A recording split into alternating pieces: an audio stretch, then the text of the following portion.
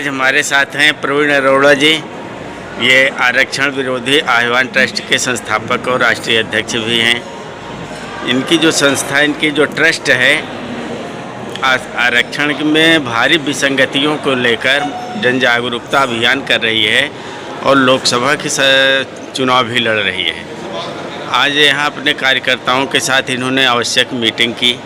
तो अध्यक्ष जी, आज के कार्यक्रम को लेकर क्या कहना चाहेंगे? आज का मुख्य उद्देश्य क्या था इस कार्यक्रम को?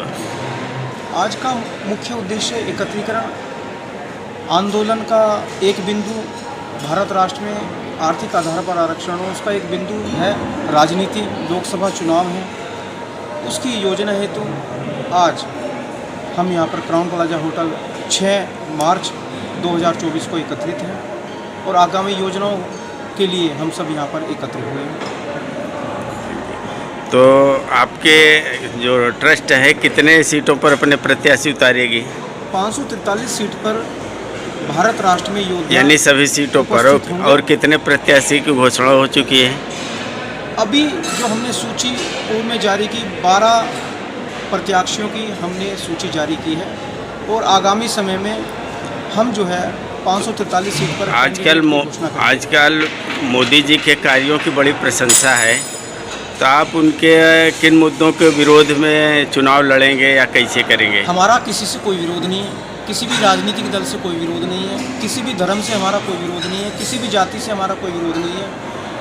हमारा उद्देश्य राष्ट्र के सभी संगठनों को, सभी राजनीतिक दलों को, सभी धर्मों को, सभी जातियों को एक सूत्र में बांधने का है। हमारा सिर्फ मात्र और मात्र एक विषय है और उस विषय से ही भारत राष्ट्र में लगभग सभी समस्याएं हैं। भारत राष्ट्र में रिजर्वेशन कास्ट बेस नहीं होना चाहिए, इकोनॉमी बेस रिजर्वेशन होना चाहिए। जैसे कि मुझे सूचना थी है कि आज के जो कार्यक्रम का मुख्य जो उद्देश्य था, उसमें से एक है सभी को रोटी, कपड़ा और मकान मिले, जिसके लिए आप लोग कोई कार्य योजना बना रहे थे। तो इस मुद्दा को कैसे आया आपके लिए और क्या कर रहे हैं इसके लिए? ये राष्ट्र की बेसिक मूलभूत समस्या भी कहो और मूलभूत जरूरत भी कहो। हर आदमी प्रभावित है। रोटी, कपड़ा और मकान जिनको उपलब्ध नहीं है, वह व्यक्ति, उसका जीवन प्रभावित है। हमारा प्रयास रहेगा कि जिस घर में रोटी नहीं है, जिस घर में कपड़ा नहीं है और जो मकान से वंचित है और जरूरतमंद है। तो अध्यक्ष जी, इसको जमीनी स्तर पर कैसे उतारने का प्लान है? हम पूर्व से ही कार्यरत हैं।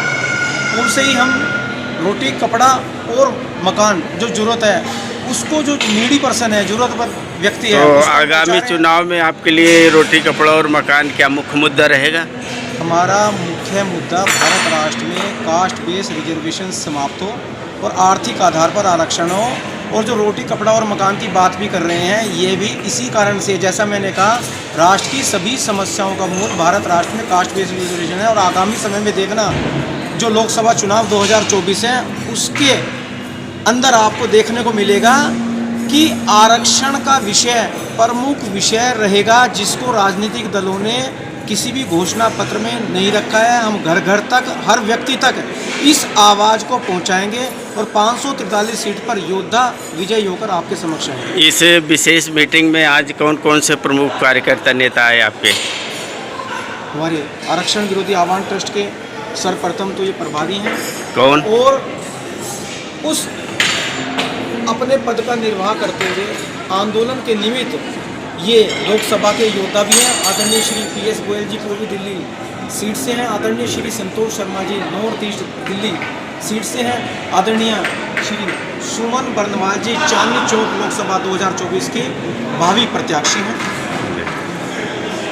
ठीक है, तो अपने मतदाताओं, देश के मतदाताओं को अपने संदेश में क्या कहना चाहेंगे? ये आंदोलन आपका अपना आंदोलन है और आगामी 2024 लोकसभा चुनाव आंदोलन का एक बिंदु है।